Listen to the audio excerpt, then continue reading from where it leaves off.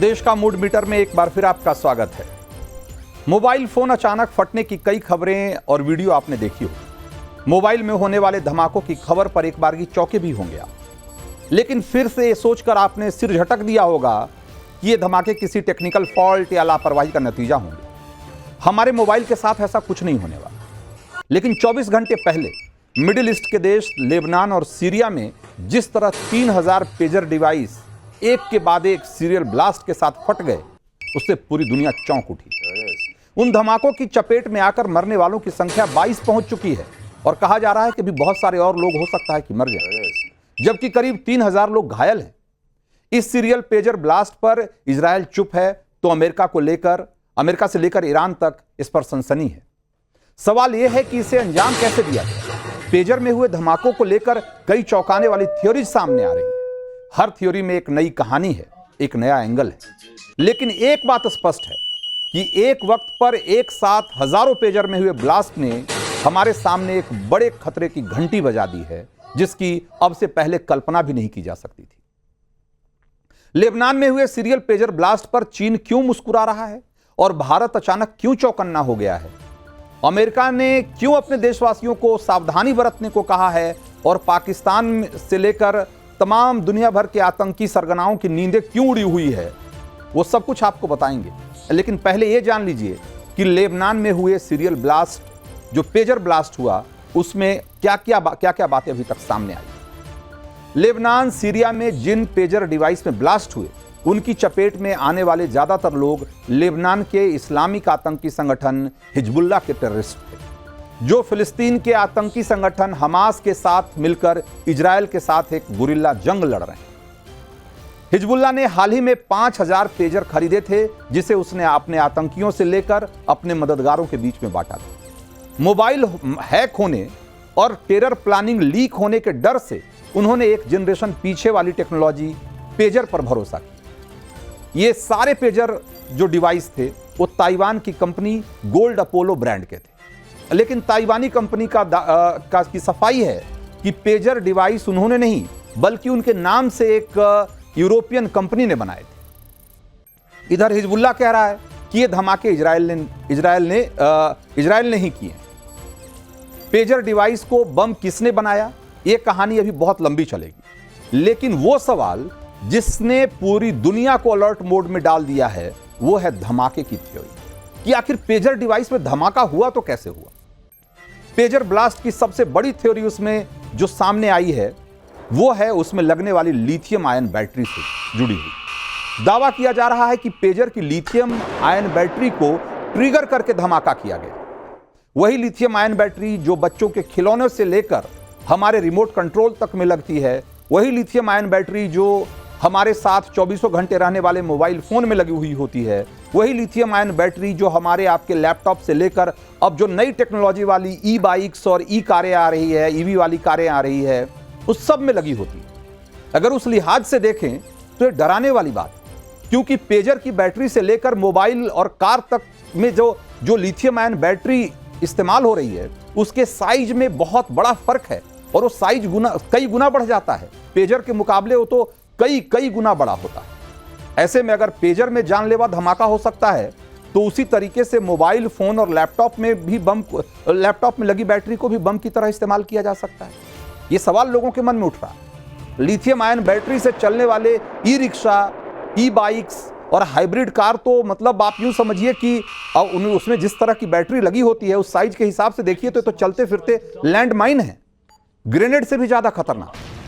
अगर इन्हीं चीजों की लिथियम आयन बैटरी को लेबनान के सीरियल पेजर ब्लास्ट की तरह ट्रिगर किया जाए, तो सोचिए कि किस कदर तबाही मचेगी। चीन जैसे देश तो इस बात को सोचकर मुस्कुरा रहे होंगे, क्योंकि पेंसिल साइज की बैटरी से लेकर और मोबाइल फोन और हाइब्रिड कार तक हर तरह की बैटरी की मैन्युफैक्चरिंग का जो सबसे बड़ा मार्केट हब है, वो है चीन, और चीन का सबसे बड़ा कब्जा है इसमें। और सिर्फ बैटरी ही क्यों, बल्कि यूं कहिए कि मोबाइल और इलेक्ट्रॉनिक्स में इस्तेमाल होने वाले ज्यादातर पार्ट पुर्जे आजकल चीन से आयात होते हैं। आप जिन इलेक्ट्रॉनिक उपकरण पर मेड इन इंडिया का ठप्पा देखते हैं, उसका भी ज्यादातर हार्डवेयर चीन से मंगाया जाता है। भारत में ज्यादातर उन्हें असेंबल करने का ही काम होता है। इसीलिए आशंका गहरा रही है कि अगर आने वाले समय में चीन से जैसे जंग के हालात बन जाएं, तो क्या वो मोबाइल फोन से लेकर हाइब्रिड कारों तक का इस्तेमाल इसी तरीके से बम की तरह करेगा? इन सवालों को कल से पहले शायद ही कोई सोच रहा होगा, लेकिन लेबनान पेजर ब्लास्ट के बाद ऐसी आशंका को खारिज नहीं किया जा सकता। आखिर चीन दुनिया के ऐसे देशों में शामिल है जो अपने हितों के लिए किसी भी हद तक जा सकता है। जासूसी के नए नए तरीके इस्तेमाल कर दुनिया भर में जासूसी के लिए चीन कुख्यात है, पहले से ही कुख्यात है। ऐसे में क्या इस आशंका को खारिज किया जा सकता है कि वो दुनिया भर में जो मोबाइल और इलेक्ट्रॉनिक्स गैजेट्स भेज रहा है उसमें कोई ऐसी चिप या मालवेयर उसने नहीं लगाया होगा या नहीं लगा सकता है जिसका इस्तेमाल वो किसी खतरनाक प्लान को अंजाम देने के लिए कर सकता है?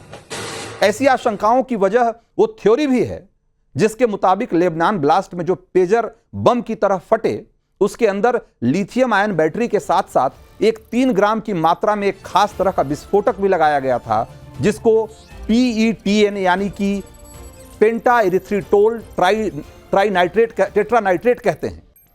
इसे एक चिप की तरह बनाकर लगाया गया था। कहा जा रहा है कि उसे रेडियो वेव सिग्नल के साथ एक साथ डेटोनेट किया गया और फिर PETN और लिथियम आयन बैटरी एक साथ फटे, जिससे कि जिनके पास भी ये पेजर था उनकी जान पर बन आई, क्योंकि धमाका 2 गुना हो गया। एक तो PETN था ही, ऊपर से लिथियम आयन बैटरी भी। तो PETN जो कि पहले ही एक बहुत बेहद खतरनाक एक्सप्लोसिव है, जो कि TNT जो कि बहुत खतरनाक एक्सप्लोसिव माना जाता है, उससे भी कई गुना ज्यादा ताकतवर है और इसकी छोटी सी मात्रा भी बहुत बड़ा धमाका कर सकती है। जैसा कि हमने आपको बताया कि लेबनानी पेजर में बस PETN की 3 ग्राम मात्रा इस्तेमाल की गई थी।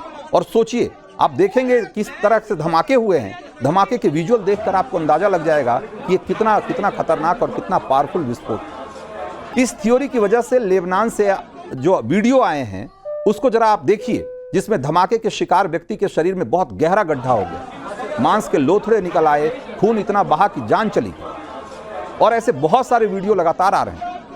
लेबनान पेजर ब्लास्ट की जांच करने वाले कह रहे हैं कि इजरायल ने एक साथ ये सारे पेजर एक रेडियो वेव सिग्नल के जरिए ट्रिगर किया और इसके लिए कहा जा रहा है कि बहुत मुमकिन है कि एक प्रीडेटर ड्रोन का इस्तेमाल किया गया जो आसमान में कई हजार फुट की ऊंचाई पर उड़ रहा था, क्योंकि ऐसे ड्रोन से 40 किलोमीटर के दायरे में रेडियो सिग्नल भेजे जा सकते हैं। हिजबुल्लाह बार बार इजरायल पर आरोप इसलिए भी लगा रहा है क्योंकि इस तरह के वॉरफेयर इजरायल पहले भी कर चुका है और उसमें से महारत हासिल है, और ऐसे ही एकदम नई और बेहद खतरनाक तकनीकों का इस्तेमाल करके पहले भी अपने कई दुश्मनों को मौत के घाट उतार चुका है। आज से 50 साल पहले का एक किस्सा बता रहा हूं। इजरायल ने 6 मार्च 1966 को फलस्तीन के आतंकी संगठन हमास को ऐसी ही एक तगड़ी चोट दी थी। हमास का सीनियर मेंबर याह्या अय्याश को इसी तरकीब से मौत के घाट उतार दिया। याह्या तब गाजा पट्टी में अपने एक दोस्त के घर पर था और उसके दोस्त के घर मौजूद एक सेलुलर फोन पर में इजरायल फोन ने की सिक्योरिटी एजेंसी मोसाद ने 15 ग्राम RDX फिट कर दिया था। और फिर याह्या ने जैसे ही उस फोन को उठाया, रिसीव किया और उस पर बात करने की शुरुआत की, रिमोट कंट्रोल से उसमें ब्लास्ट कर दिया। उसी के बाद हमास, हिजबुल्लाह जैसे इजरायल के जो दुश्मन संगठन हैं वो सतर्क हो गए।